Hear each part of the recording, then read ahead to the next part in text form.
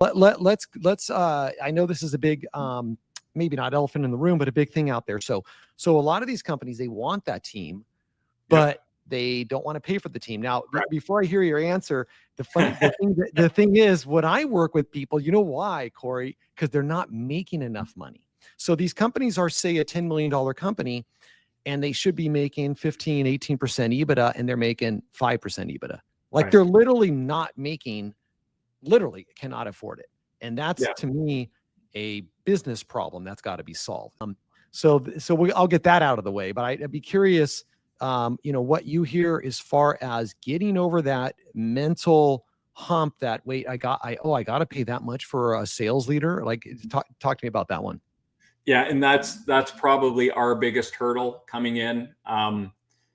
And I don't know about you, but oftentimes when we get there, there's a skeleton in the closet where, we hired this big ticket person before and it was a disaster. It was a waste of money. They didn't do anything.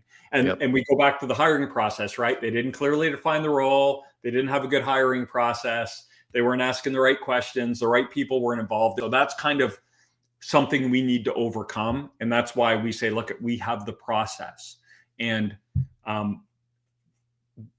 good people have ROI. And so when, we talk about, let's use a really easy one, like a purchaser, a professional purchasing manager, right? It's an easy conversation to say, like a purchasing manager, let's use some rough numbers, 120 to 140K.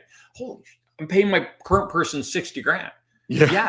And you're probably paying 50% more on all of your raw material than you should. Yeah. So a good rule of thumb for a purchasing manager at that level, it's like, okay, we're going to pay them 120. In their first year, let's let them know they have to save you $240,000. They should be able to save you twice what you're paying for them, right? Because they should be a revenue center, not a cost center. So I think the key is to explain the ROI of the role and say, it's going to hurt, but if we get it right, we're going to be sitting here in 6 months and you're going to tell me it was the best hire you ever made. Now, on the other side, if they just don't have the money, I think that's where fractional help comes in.